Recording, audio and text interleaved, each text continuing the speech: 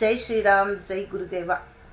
ರಾಯರಿದ್ದಾರೆ ಅನ್ನೋ ಈ ಚಾನಲ್ಗೆ ನನ್ನ 4 ಅನುಭವದ ಮಾತು, ಹಾಗೆ ರಾಯರು ನನ್ನ ಬದುಕಲ್ಲಿ ಮಾಡಿದಂಥ ಒಂದು ಪವಾಡವನ್ನು ಹೇಳ್ಕೊಳ್ಳೋಕ್ಕೆ ಬಂದಿದ್ದೀನಿ. ನನ್ನ ಬದುಕೇ ಒಂದು ಪವಾಡ, ನನ್ನ ಬದುಕೇ ಒಂದು ರಾಯರ ಅನುಗ್ರಹದಲ್ಲಿ ತುಂಬಿ ತುಳುಕಾಡ್ತಿದೆ. ಅವರು ಸತ್ಯವಾಗೂ ಇದ್ದಾರೆ. ಯಾವ ಸೂರ್ಯ, ಚಂದ್ರ, ಆಕಾಶ, ಭೂಮಿ ಇರುವುದು ಎಷ್ಟು ಸತ್ಯನೋ ರಾಯರಿರೋದು ಅಷ್ಟೇ ಸತ್ಯ. ಸಾಮಾನ್ಯರಲ್ಲಿ ಸಾಮಾನ್ಯರಾದ ನಮಗೂ ಅನುಗ್ರಹ ಮಾಡ್ತಾರೆ ಅನ್ನೋದಕ್ಕೆ ಒಂದೇ ಒಂದು ಕಾರಣ ಹೇಳ್ತೀನಿ. ಬಹಳ ಚಿಕ್ಕ ವಯಸ್ಸಿಂದ ರಾಯರನ್ನ ನಂಬ್ಕೊಂಡು ಬಂದವಳು, ರಾಯರನ್ನ ಪೂಜೆ ಮಾಡ್ತಾ ಬಂದವಳು, ಎಲ್ಲವನ್ನು ಬದುಕು ರಾಯರಿಗೆ ಅರ್ಪಿಸುತ್ತಾ ಬಂದವಳು. ನಾನು ಯಾರನ್ನ ಮೆಚ್ಚಿಸ್ಬೇಕಿಲ್ಲ ಅಥವಾ ನನ್ನ ಹತ್ರ ಯಾರೂ ಬರಬೇಕಿಲ್ಲ, ನನಗೆ ಯಾರಿಂದನೂ ಏನು ಎಕ್ಸ್ಪೆಕ್ಟೇಷನ್ ಇಲ್ಲ. ರಾಯರೇ ನನ್ನ ಹತ್ರ ಇರುವಾಗ ನಾನು ಯಾರನ್ನು ಮೆಚ್ಚಿಸಿ ನಾಟಕ ಆಡಿ ರಾಯರಿದ್ದಾರೆ ಅಂತ ತೋರಿಸ್ಕೋಬೇಕಿಲ್ಲ. ನಾನು ಯಾವುದೇ ಪ್ರಸಾದ ಕೇಳಲ್ಲ ಅಥವಾ ನಾನು ಯಾರ ಹೆಸರಲ್ಲೂ ಪೂಜೆ ಮಾಡಲ್ಲ. ನಿಮ್ಮ ಕರ್ಮನ ನೀವೇ ಅನುಭವಿಸಿ, ನೀವೇ ರಾಯರಿಗೆ ಸಮರ್ಪಣೆ ಮಾಡಿ, ನಿಮ್ಮೊಳಗೆ ರಾಯರನ್ನ ಕರೆಯಿರಿ ಅಂತ ಹೇಳುವಂಥ ಮನೋಭಾವ ಇರುವಂಥವಳು ನಾನು. ಹೀಗೆ ಒಂದು ದಿನ ನಾನು ಭಾಳ ಸಣ್ಣ ವಯಸ್ಸಿಗೆ ಒಂದು 6-7 ವರ್ಷದಿಂದನೂ ರಾಯರನ್ನ ನೆನೆಸ್ಕೊಂಡ ಬಂದವಳು ನಾನು. ರಾಯರು ನನ್ನ ಬದುಕಿಗೆ ಬಂದವರು, ಇವತ್ತು ರಾಯರನ್ನೇ ನಂಬ್ಕೊಂಡು ಬಂದವಳು. ಹಿಂದೇನೂ ರಾಯರಿದ್ದರು, ಇಂದು ರಾಯರಿದ್ದಾರೆ, ಮುಂದೇನೂ ರಾಯರಿರ್ತಾರೆ ಅನ್ನೋ ಮನೋಭಾವ ನನ್ನದು. ನಾನೊಂದು ರಾಯರ ಕೈತುತ್ತು ಅಂತ ಒಂದು ಗ್ರೂಪ್ ಮಾಡಿ ನಂತರ ನೊಂದಿರೋ ಹೆಣ್ಮಕ್ಳಿಗೆ 4 ಸಮಾಧಾನದ ಮಾತುಗಳನ್ನ ಹೇಳ್ತಾ ಬರ್ತಿದ್ದೆ. ಹೀಗೆ ಎಲ್ಲ ಹೆಣ್ಮಕ್ಳು ಅವ್ರ ಕಷ್ಟಗಳು, ಪಾಪ ಅವರು ಜೀವನದಲ್ಲಿ ಪಟ್ಟಂಥ ನೋವುಗಳು ಎಲ್ಲ ಹೇಳ್ಕೊಳ್ತಾರೆ ನನ್ನ ಹತ್ರ.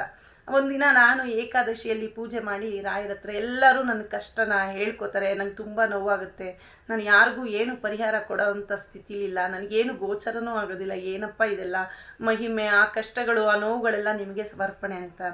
ದ್ವಾದಶಿ ಬೆಳಗಿನ ಜಾವ 3:30ಗೆ ನಾನು ಎದೊಳ್ಬೇಕಿತ್ತು ಪೂಜೆಗೆ. ಆಗ ರಾಯರು ಅಗೋಚರ ಶಕ್ತಿಯಲ್ಲಿ ಮಾತಾಡ್ತಾ ನನಗೆ ಒಂದೇ ಒಂದು ಕ್ಷಣ ಅಷ್ಟೇ ಅವರು ಬದುಕಲ್ಲಿ ಒಂದು ದಿನ ಸ್ವಪ್ನದಲ್ಲಿ ಕಂಡದ್ದು. ಏನಾದರೂ ಹೇಳಿದ್ರೆ ಗೋಚರವಾಗಿ ಒಂಥರ ಧ್ವನಿ ಮುಖಾಂತರ ಹೇಳ್ತಾರೆ.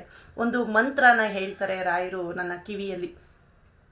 ಆ ಮಂತ್ರನ ಯಾರೇ ನಿನಗೆ ಕಷ್ಟ ಅಂತ ಹೇಳ್ಕೊಂಡ್ರು 11 ಬಾರಿ ನಿನ್ನ ಮನಸ್ಸಲ್ಲಿ ಹೇಳ್ಕೊ ಅಂತ ಹೇಳ್ತಾರೆ.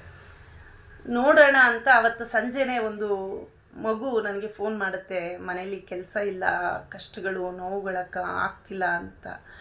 ನಾನು ಮನಸ್ಸೊಳಗಡೆನೆ ಆ 11 ಮಂತ್ರನ ಹೇಳ್ಕೊತೀನಿ. ಅವಳು ಕುಲದೇವರನ್ನ ಮರೆತುಬಿಟ್ಟಿದ್ದಾಳೆ ಅಂತ ಆ ಮನಸ್ಸಲ್ಲಿ ಗೋಚರ ಆಗುತ್ತೆ.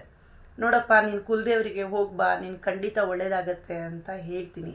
ಅವಳು ಹೋಗಿ ಬಂದು 1-2 ತಿಂಗಳಿಗೇ ಅವಳಿಗೆ ಒಂದು ಕೆಲಸ ಸಿಗುತ್ತೆ. ಮತ್ತೆ ಆ ಮೆಸೇಜ್ ಮಾಡ್ತಾಳೆ, ಅಕ್ಕ ನನಗೆ ಕೆಲಸ ಸಿಗ್ತಕ್ಕ, ನಾನು ಚೆನ್ನಾಗಿದ್ದೀನಿ ಅಂತ.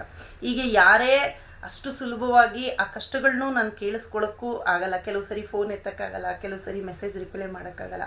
ಯಾರೇ ಏನೇ ನನಗೆ ಕನೆಕ್ಟಾಗಿ ಹೇಳ್ಕೊಂಡ್ರು ನಾನೇನು ಅವ್ರಿಗೆ ಪೂಜೆ ಮಾಡಲ್ಲ, ಪ್ರಸಾದ ಕೇಳಲ್ಲ, ನನ್ನ ಹತ್ರ ರಾಯರಿದ್ದಾರೆ ಬನ್ನಿ ಅಂತ ನಂಬಿಸಲ್ಲ. ಆದರೆ ನಾನು ಗುರುಗಳು ಕೊಟ್ಟಂಥ ಆ ಮಂತ್ರನ 11 ಸರಿ ಕಣ್ಮುಚ್ಕೊಂಡು ಅವ್ರು ನನ್ನ ಹತ್ರ ಮಾತಾಡ್ತಾ ಇದ್ದಾಗ ಹೇಳ್ಕೊಂಡ್ರೆ ಅವ್ರ ಕಷ್ಟಗಳು, ಅವ್ರು ಯಾವುದಾದ್ರೂ ಅವಘಡಕ್ಕೆ ಕಾರಣ ಆಗಿದ್ರೆ, ದೈವ ಮರ್ತೋಗ್ಬಿಟ್ಟಿದ್ರೆ, ಅಥವಾ ಅವ್ರ ಮನೇಲಿ ಯಾವುದಾದ್ರೂ ಕಷ್ಟಗಳು, ಪೀಡೆ ಪಿಚಾತಿ ಏನೇ ಕಾಡ್ತಾ ಇರಲಿ ಅದೊಂದು ಸುಳಿವು ಕೊಡ್ತಾರೆ ರಾಯರು.